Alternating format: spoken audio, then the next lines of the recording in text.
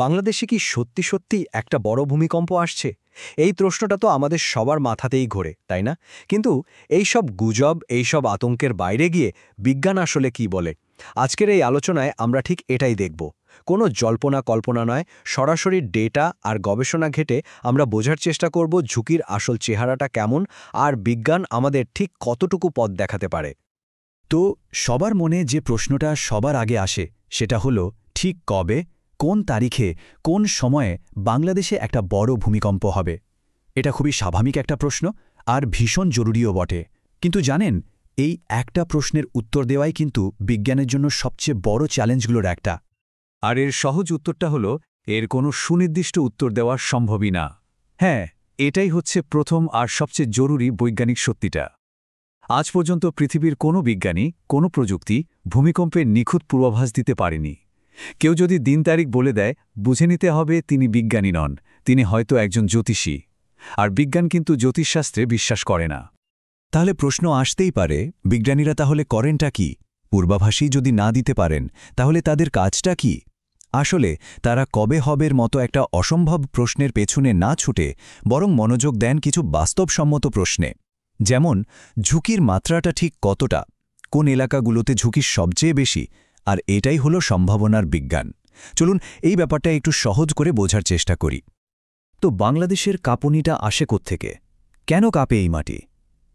এর উত্তরটা খুঁজতে হলে আমাদের যেতে হবে একেবারে গোড়ায়, মানে আমাদের পায়ের তলার মাটির নিচে।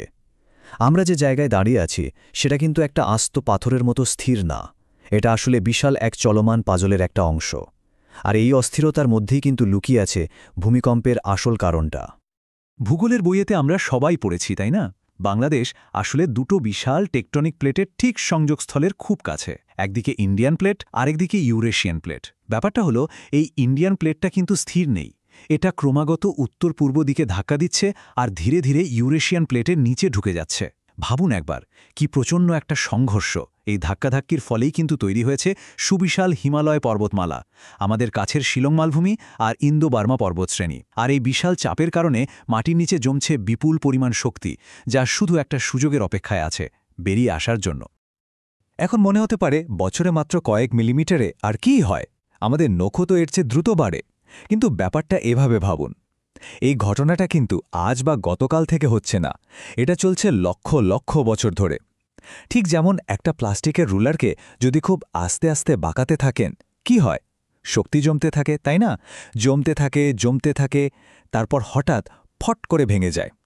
ঠিক এইভাবে প্লেটের সংঘর্ষে মাটির নিচে শক্তি জমতে থাকে, আর তারপর একদিন সে জমে থাকা শক্তি ভয়ঙ্কর একটা ভূমিকম্প হয়ে বেরিয়ে আসে। আচ্ছা, এই যে বিপুল শক্তি জমা হচ্ছে, এটা তো সব জায়গা দিয়ে বেরিয়ে আসবে না, কিছু নির্দিষ্ট দুর্বল জায়গা থাকে, তাই না? এই দুর্বল জায়গাগুলোকে বিজ্ঞানীরা বলেন ফল্ট লাইন বা ফাটল রেখা। তো চলুন এবার দেখে নেওয়া যাক বাংলাদেশের জন্য সবচেয়ে বড় ঝুঁকির কারণ কোন ফল্ট লাইনগুলো। বিজ্ঞানীরা মূলত দুটো প্রধান এলাকাকে সবচেয়ে বেশি ঝুঁকিপূর্ণ বলে চিহ্নিত করেছেন। একটা হলো দেশের উত্তর পূর্ব দিকে, মানে সিলেট আর ময়মনসিংহ অঞ্চলের কাছাকাছি থাকা ডাউকি ফল্ট জোন। আর দ্বিতীয়টা হলো দেশের দক্ষিণ পূর্ব দিকে, মানে চট্টগ্রাম আর পার্বত্য চট্টগ্রাম জুড়ে থাকা ইন্দো বার্মা ফোল্ড বেল্ট।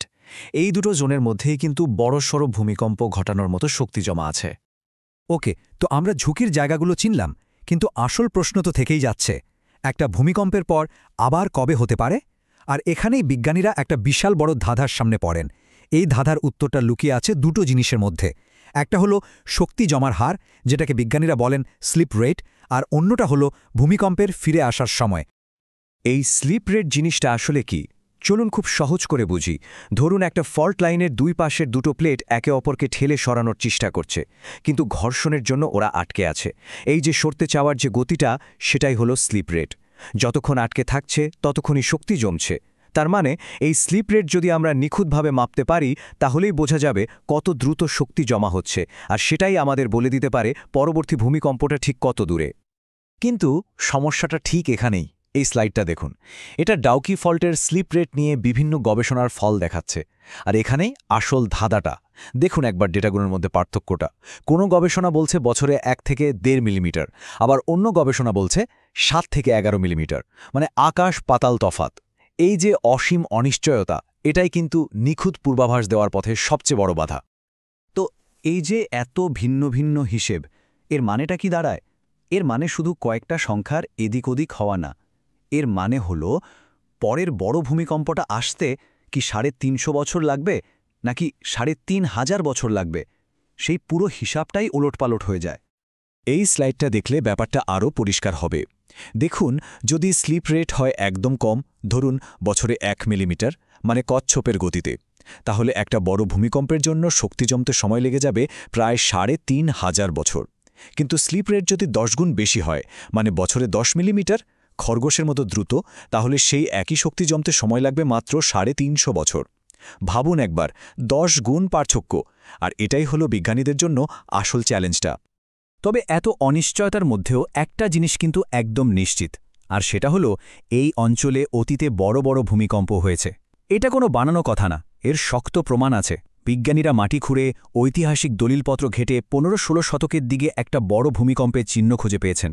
খুব বেশি দিন আগের কথাও যদি বলি, ১৭৬২ সালের আরাকান ভূমিকম্প বা ১৮৯৭ সালের আসামের সেই ভয়াবহ ভূমিকম্পের কথা তো আমরা জানি, যা এই পুরো অঞ্চলে মারাত্মক প্রভাব ফেলেছিল। এর মানে একটাই, এই ফল্ট লাইনগুলো মোটেও ঘুমিয়ে নেই, এগুলো জীবন্ত এবং সক্রিয়। তো যেহেতু দিন তারিখ বলা যাচ্ছে না, তাই আধুনিক বিজ্ঞানীরা একটা অন্য পথে হাঁটছেন। তারা এখন মনোযোগ দিচ্ছেন ঝুঁকির পরিমাণটা বের করার দিকে। মানে তারা বের করার চেষ্টা করছেন আগামী ৫০ বা ১০০ বছরের মধ্যে কোনো একটা নির্দিষ্ট জায়গায় একটা বড়সড় ঝাঁকুনি হওয়ার সম্ভাবনা ঠিক কতটুকু। তাহলে বিজ্ঞানীরা এই ঝুঁকিটা মাপেন কিভাবে? যেহেতু দিন তারিখ বলা যাচ্ছে না, তারা এটাকে মাপেন সম্ভাবনার হিসাবে বা পার্সেন্টেজের হিসাবে। চলুন এই পদ্ধতিটা একটুখানি জেনে নিই। এই পদ্ধতিটার একটা গালভরা নাম আছে PSHA, মানে প্রবাবিলিস্টিক সাইজমিক হ্যাজার্ড অ্যানালাইসিস। খুব সহজ করে বললে এটা একটা ক্যালকুলেশন। এটা স্লিপ রেট, পুরনো ভূমিকম্পের ডেটা, মাটির গঠন, এই সব কিছুকে একসাথে মিলিয়ে হিসেব করে বের করে যে আগামী ৫০ বছরের মধ্যে কোনো একটা জায়গায় একটা নির্দিষ্ট মাত্রার ঝাঁকুনি হওয়ার সম্ভাবনা কত %। ব্যাপারটা অনেকটা আবহাওয়ার পূর্বাভাসের মতো। যেমনটা বলা হয় আগামীকাল বৃষ্টির সম্ভাবনা ৩০%। এর মানে এই না যে বৃষ্টি হবেই, কিন্তু হওয়ার একটা সম্ভাবনা আছে। PSHO ঠিক সেভাবেই কাজ করে। আর বাংলাদেশের জন্য বিভিন্ন PSHA মডেল যা বলছে তার সারমর্ম হল এই কথাটা। আগামী ৫০ বছরে বিশেষ করে দেশের ঝুঁকিপূর্ণ এলাকাগুলোতে একটা শক্তিশালী ঝাঁকুনি হওয়ার পরিসংখ্যানগত সম্ভাবনা মোটেও শূন্য নয়। এই লাইনটার গুরুত্বটা বুঝতে হবে। শূন্য নয় মানে হলো ঝুঁকিটা কোনো কল্পনা নয়, এটা একটা বাস্তব এবং পরিমাপযোগ্য সম্ভাবনা। সাম্প্রতিক গবেষণাগুলো আরও একটু নির্দিষ্ট করে বলছে যে দেশের পূর্ব আর উত্তর পূর্বাঞ্চল, মানে সিলেট আর চট্টগ্রাম বিভাগ সবচেয়ে বেশি ঝুঁকির মধ্যে আছে, এবং তাদের মতে আগামী ৫০ বছরের মধ্যে এই এলাকাগুলোতে একটা বড়সড় ঝাঁকুনি হওয়ার বাস্তব সম্ভাবনা রয়েছে। তবে আবারও মনে করিয়ে দিই, এটা কিন্তু কোনো নিশ্চিত ভবিষ্যৎবাণী নয়, এটা একটা ঝুঁকি বিশ্লেষণ যা আমাদের বলছে সতর্ক হও, প্রস্তুত হও। তাহলে পুরো আলোচনার সারমর্ম কি দাঁড়ালো? মূল কথাটা হলো, কবে হবে এই প্রশ্নটা নিয়ে আতঙ্কিত হয়ে লাভ নেই, কারণ এর উত্তর কেউ জানে না। এর চেয়ে অনেক বেশি জরুরি প্রশ্ন হলো, আমরা কিভাবে প্রস্তুত হব?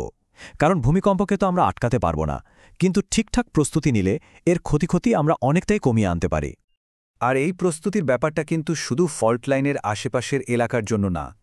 ঢাকার কথাই ধরুন, ঢাকার ঠিক নিচে হয়তো কোনো বড় ফল্ট লাইন নেই, কিন্তু ঢাকার মাটির গঠনটাই এমন নরম যে অনেক দূরে কোথাও ভূমিকম্প হলেও সেই কম্পনটা ঢাকায় এসে বহুগুণ বেড়ে যায়। বিজ্ঞানীরা এটাকে বলেন সয়েল অ্যাম্প্লিফিকেশন, আর এই কারণেই ঢাকা শহরটা বিশেষভাবে ঝুঁকিপূর্ণ। তাহলে আমাদের করণীয়টা কি? খুব সহজ করে বললে ৩টে প্রধান কাজ আছে। ১. নতুন বাড়ি বা বিল্ডিং বানানোর সময় বিল্ডিং কোড অক্ষরে অক্ষরে মেনে চলা, কোনো মতেই ছাড় দেওয়া যাবে না। ২.